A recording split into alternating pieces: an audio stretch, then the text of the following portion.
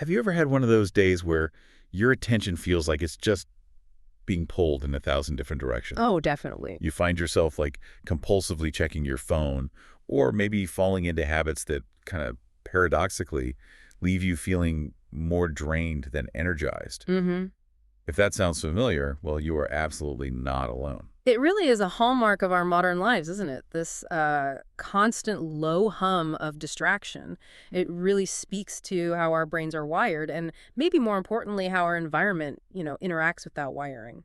And that's exactly what we're diving into today. Our deep dive is all about this idea of a dopamine detox, Hmm. based on Thibaut Meurisse's really insightful book. Right. Meurisse, for anyone who doesn't know him, is a pretty prolific author, really focused on personal development.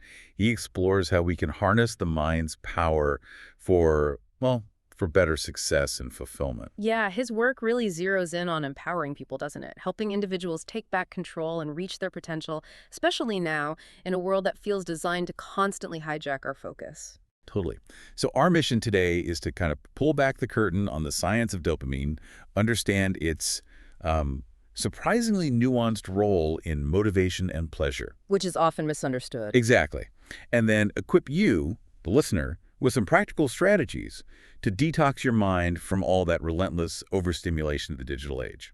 And it's not just about, stopping things. No, it's more about resetting those neural pathways, aiming for a more focused, productive, and ultimately more satisfying life.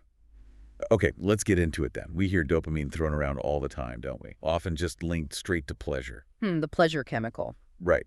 But is that the whole story? What is dopamine really? What's its actual job in our brains? Well, think of dopamine less as the pleasure itself and more like the brain's internal GPS, maybe, but with an added turbo boost. Okay. It's a neurotransmitter. And its main job is to motivate us to seek out rewards. It doesn't just show you the destination, it gives you that powerful urge, that push to start the journey. It's the chemical messenger basically saying, go get that food, or seek out that relationship, chase that exciting outcome. These are really fundamental drives, essential for survival and reproduction, historically speaking. This is where it really starts to click for me because, Yeah. like you said, so many of us just assume dopamine is the pleasure, the reward itself. Right. But you're saying it's more about the chase, the anticipation of the reward. Precisely. And here's the really fascinating, often kind of counterintuitive part. Its release doesn't necessarily mean lasting pleasure or fulfillment. Not at all. Mm. In fact, often after getting the reward, like, finally checking that notification, Mhm. people can feel surprisingly empty. Yeah, I felt that. And this constant overstimulation, it creates this relentless craving cycle. It leaves us feeling dissatisfied, often pretty unfulfilled. And this constant pursuit of immediate gratification, whether it's through, video games or scrolling social media feeds, Right. it actively hinders our ability to concentrate, our productivity. It often pushes us straight into procrastination. So it's not the joy of eating the cake necessarily, but that intense wanting of the cake that dopamine fuels. You got it. And you mentioned how this evolutionary role, which was designed to make us, hunt for food or find a mate, Scarce resources back then. right? How that's been completely hijacked in modern society. What does that hijacking look like day to day? Well, in essence, it used to be about getting us to put in effort for things that were hard to get. Now it's getting us to endlessly scroll for things that are super available, low effort dopamine hits. That makes me wonder, and maybe you're wondering this too as you listen. If dopamine is this powerful driver, what's it driving you towards? Is question. If you take a moment, what are your main sources of that constant stimulation? Right. And here's the real kicker. Do they genuinely make you happy, or do they just keep you kind of chasing the next thing, the next hit? The book makes a really critical point here. Misunderstanding dopamine's true role can actually lead us to make detrimental choices. How? Well, we might misinterpret that feeling of pursuing constant stimulation as something beneficial, when really it's just trapping us in a cycle of craving without any deep, true fulfillment. And it's worth mentioning, experts like Michael Levin and Robert Sapolsky, they add more layers to this. They challenge that simple, single-dimensional view of dopamine. They argue for the huge importance of delayed gratification, finding deeper, more sustained satisfaction in life. Which often means resisting those quick hits. Exactly. Resisting those immediate dopamine surges. Okay, so if dopamine isn't primarily about pleasure, what is it really about? The source calls it the molecule of more. That makes sense? Yeah, it captures that feeling, doesn't it? It's that relentless drive to seek more experiences, more rewards. And it's a powerful engine, apparently, for addictive behaviors that go way beyond just substance. Oh, absolutely. We're talking gambling, shopping, and the big one for many of us, excessive screen time. And this is where marketers kind of become Mhm. master manipulators. They really do. They're incredibly skilled at exploiting this dopamine-driven behavior. Just think about how apps are designed, how those notifications ping at just the right or wrong moment. Hmm. They're engineered, literally engineered, to hook users, to create that loop of anticipation. Social media algorithms are masters at this, reinforcing these cycles of distraction and overstimulation.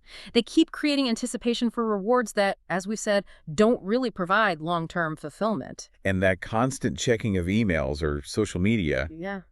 it just chips away at our focus. It's a direct assault on our ability to concentrate, yeah. And it's not just screens, is it? Food cravings are huge. Massive. Sugar and fat trigger a significant dopamine release. That creates those intense cravings we all know. Right.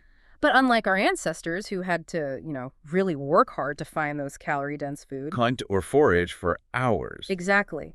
Now, modern availability means we can consume them excessively with almost zero effort.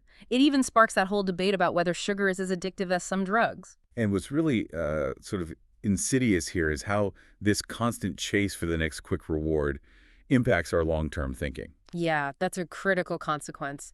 Our ability to plan ahead, to execute long-term goals, that's absolutely crucial for success in almost any area of life. But modern distractions actively promote short-term rewards instead. Precisely.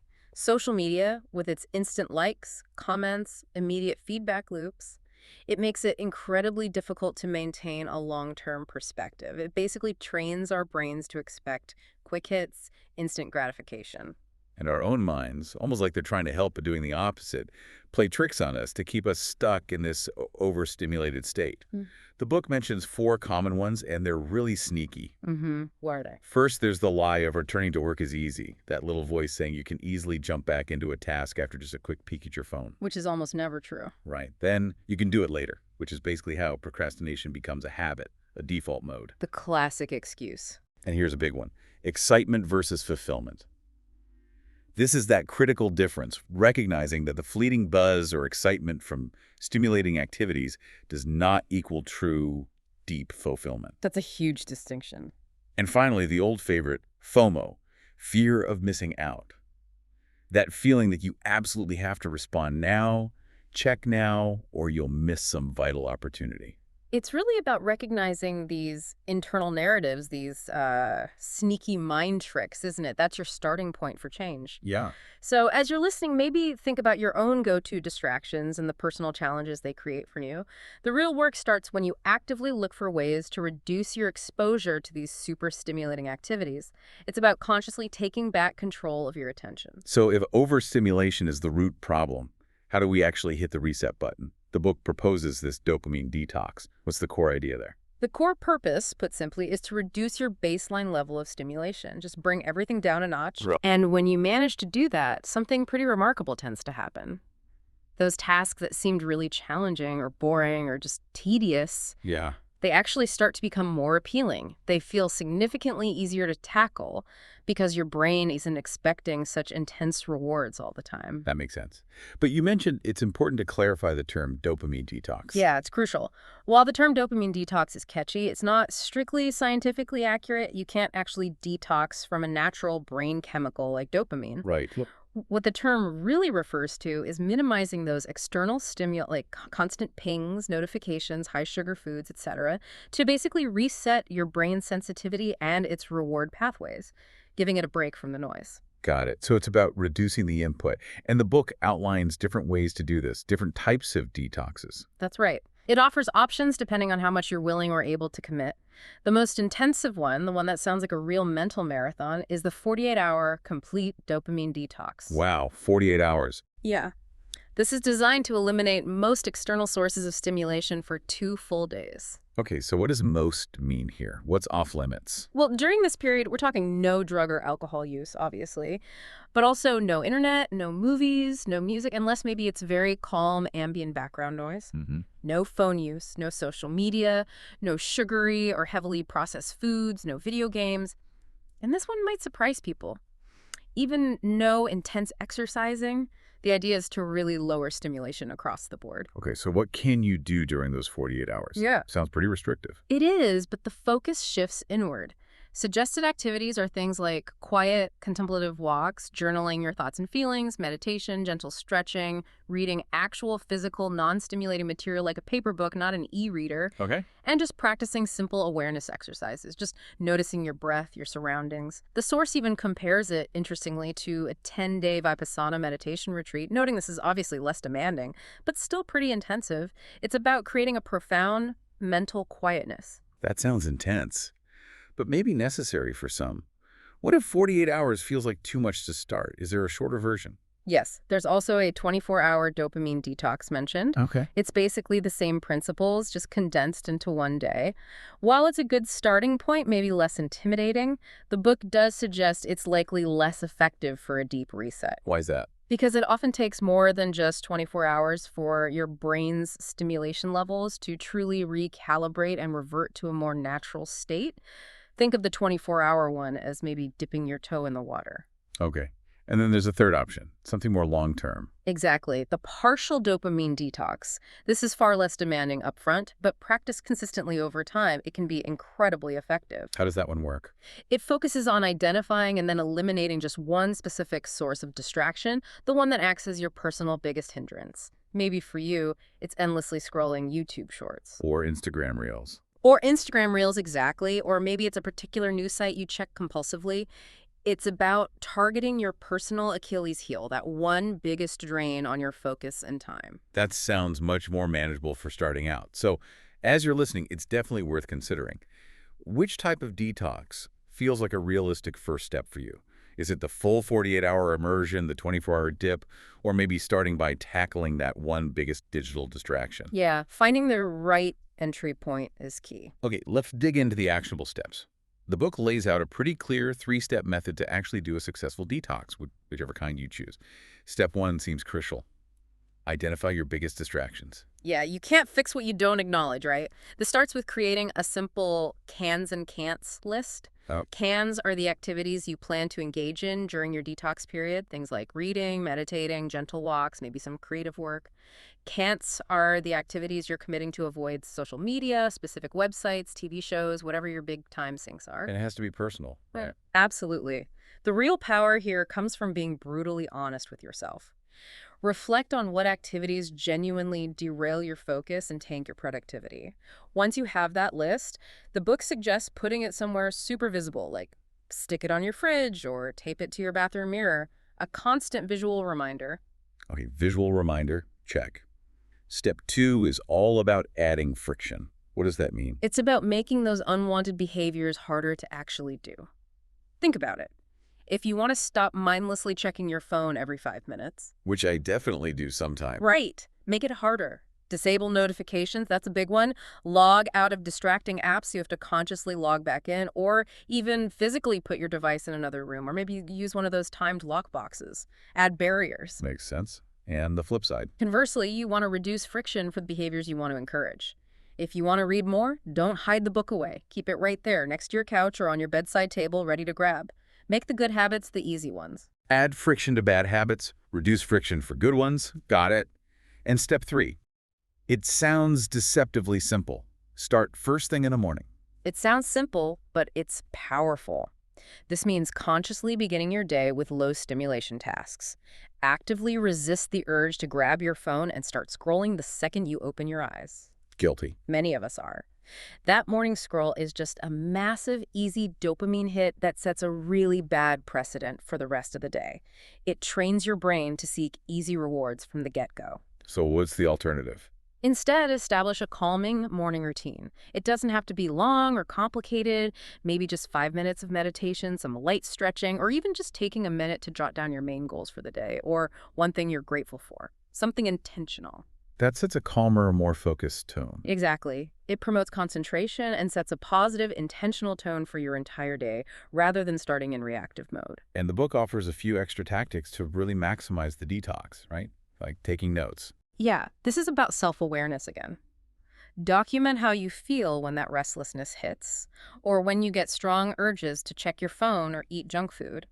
Noting these feelings helps you understand your own mental patterns and pinpoint the real sources of your stimulation cravings. And reflecting on your life. Taking that quiet time to review your bigger goals, honestly assess how you're actually spending your precious time. Does it align with your values? Are you working on genuinely productive things? Problem solving, too.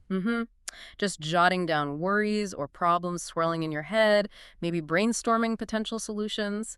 It's amazing how simply getting those thoughts down on paper can declutter your mind and reduce anxiety. And finally, identifying fears. That sounds deep. It can be. It's about acknowledging the underlying fears that might be driving your search for constant stimulation or your avoidance behaviors. Maybe it's fear of boredom, fear of missing out, fear of facing a difficult task.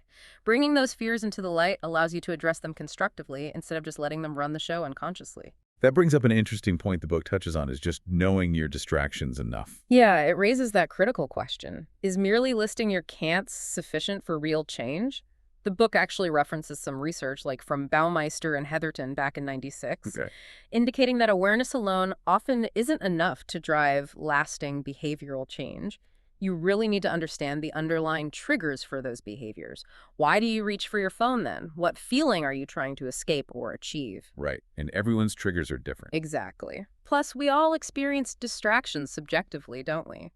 What's mildly distracting for one person might be completely derailing for another. So a rigid one-size-fits-all approach might miss those crucial personal nuances. It really hammers home the need for deep self-awareness, going beyond just ticking boxes on a list. So let's just reinforce the main goal here, the whole point of this dopamine detox idea. It's about consciously, intentionally lowering your overall level of stimulation, bringing that baseline down. Right, because the real magic, the payoff, happens when that baseline drops. Suddenly, those important tasks, the ones that might have seemed daunting or just plain boring before, Yeah. they become not just manageable, but genuinely more appealing. Your brain isn't constantly craving that super high level of stimulation anymore, so less intense activities feel more rewarding. And a huge part of making this stick post-detox is planning, right? Yeah. Intentional daily planning. Absolutely. It's a cornerstone of the approach. Being deliberate about what you intend to accomplish each day does several key things. It clarifies your most important tasks. It helps you proactively reduce distractions. It gives you a much greater sense of control over your day. Which feels good in itself. Totally. And surprisingly, it actually tends to decrease your overall stress levels because you're not constantly reacting or feeling overwhelmed. And you don't need fancy tools for this. Yeah, not at all. The book emphasizes simplicity. A basic pen and paper often work best. Just take a few minutes, maybe the night before or first thing in the morning, and jot down maybe 3 to 5 key tasks for the day, ideally in order of importance. How do you determine importance? A really powerful question to ask yourself is, if I could only complete one task today, which single task would have the greatest positive impact? That usually brings your top priority into sharp focus. That's a great focusing question. So it's about scheduling those major tasks and really trying to tackle that most critical one, that number one priority, right at the start of your day. Yes, that's a key strategy recommended. Tackling your MIT most important task first thing. This approach builds productivity through 3 simple but really powerful principles: focus, consistency, and impact. Okay, focus, consistency, impact.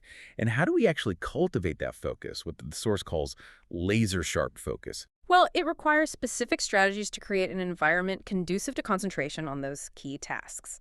First, try to establish a routine, a specific time, and a specific place dedicated to your focused work if possible.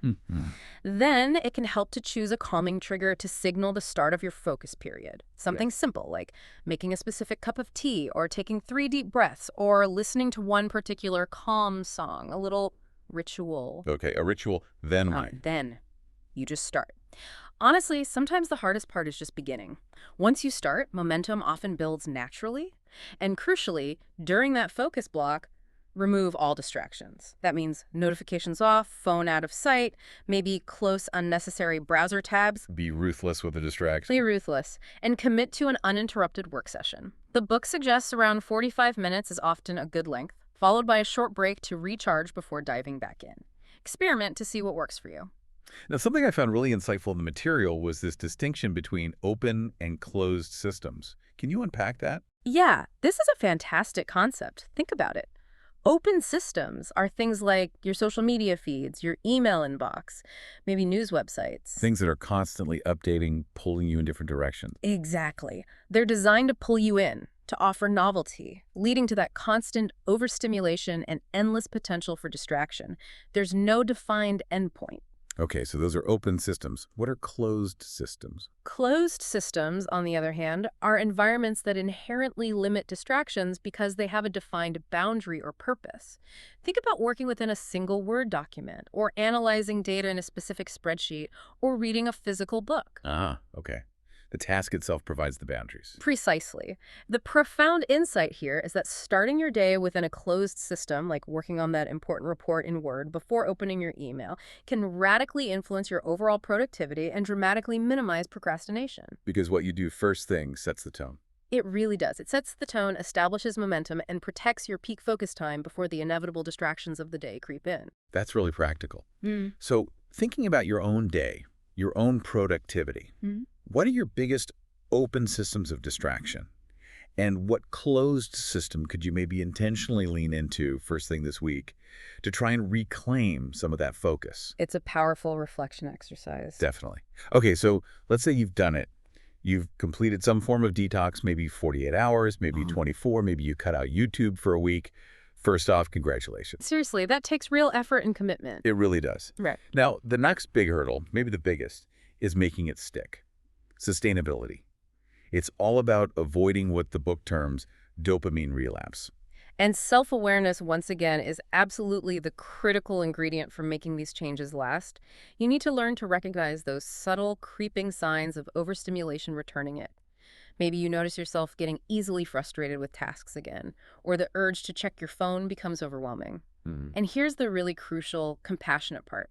Relapses are completely normal. They're gonna happen. That's important to hear. It is. Don't let feelings of guilt or shame completely derail you. The book offers some simple, powerful wisdom here. Don't dwell on it. Don't feel guilty or ashamed of yourself. Simply restart your routine and do it one day at a time. Just get back on track tomorrow. That's such a vital point. Yeah. Perfection isn't the goal. Distraction will happen. It's part of the human condition, especially now. The key isn't avoiding setbacks entirely, but learning to just refocus on your routine without beating yourself up about it. Exactly. And it's also really helpful to consciously understand the nature of external distractions in our world. Your focus, your attention, it's incredibly valuable, not just to you, but to countless companies. They're literally vying for it. They are. The modern world is, in many ways, designed to capture and hold your attention, making sustained focus a genuine challenge, a Herculean task sometimes. You fundamentally have a choice. Either you proactively build systems and habits to protect and enhance your concentration, or you passively allow distractions to control your time, your energy, and ultimately your life. Wow, so part of building those systems is preparing a contingency plan. Yeah, thinking ahead. Identify those potential distractions before they derail you. What are your usual triggers? What situations make you most likely to fall back into old habits? And then create a specific plan to counteract them. Like what? Like, if I feel the urge to scroll Instagram when I'm feeling bored, I will instead stand up and do 10 jumping jacks. Or if my friend texts during my focus block, I will reply after the block is finished. Mentally rehearse it. Reflect on worst-case scenarios and visualize yourself successfully navigating them and staying focused. Okay, proactive planning. And implementing a sustainable system seems key too. Absolutely. Instead of attempting some radical, unsustainable overhaul, like trying to eliminate all potential distractions forever, which is impossible, Right. focus on establishing simple, consistent habits that become part of your daily routine. Small hinges swing big doors. This also includes intentionally cultivating activities that stimulate the here and now neurotransmitters. Ah, okay. So not just avoiding the dopamine spikes, but actively cultivating other brain chemicals, like what? Exactly. Engaging in activities that foster calmness, presence, and connection. These tend to activate neurotransmitters like endorphins, oxytocin, or serotonin. What kind of activities are we talking about? Things we've touched on. Meditation, mindfulness practices, spending genuine quality time with loved ones, no phones allowed, gentle stretching, yoga, time in nature, and yes, even consciously practicing boredom, just sitting quietly without external input.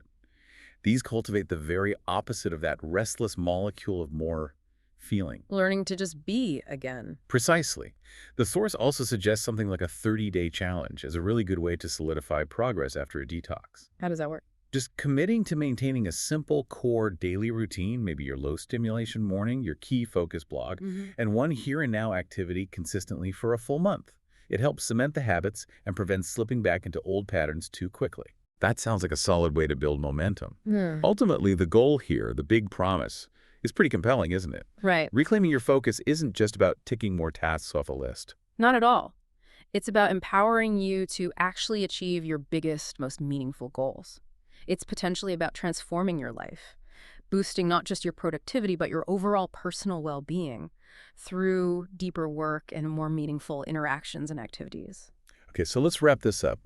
What does this all mean for you, listening right now? We've kind of peeled back the layers on dopamine, hopefully clarifying its true role as a primary motivator, not just a simple pleasure chemical, The driver.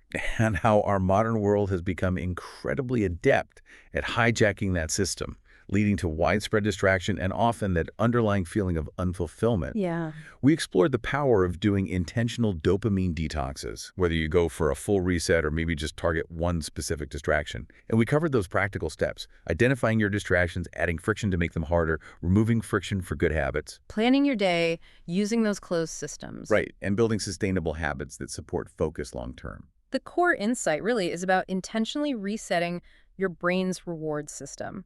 It's about cultivating healthier habits that can profoundly enhance your focus, your productivity, and just your quality of life day to day. So here's a final thought to leave you with. If our brains really are hardwired to constantly seek more, and the world we live in is constantly engineering new ways to exploit that drive, pushing instant gratification, what would truly happen? What could change if you consciously chose, starting today, to starve that craving for constant, immediate stimulation? And instead, you consistently chose to feed your deeper desire for long-term fulfillment, for meaningful work, for genuine connection. What monumental, maybe even life-changing impact that deliberate shift have on your life, starting right now. Something to think about. We definitely encourage you to reflect on your own molecule of more, how it shows up for you, and maybe just one small step you could take this week to begin reclaiming your focus.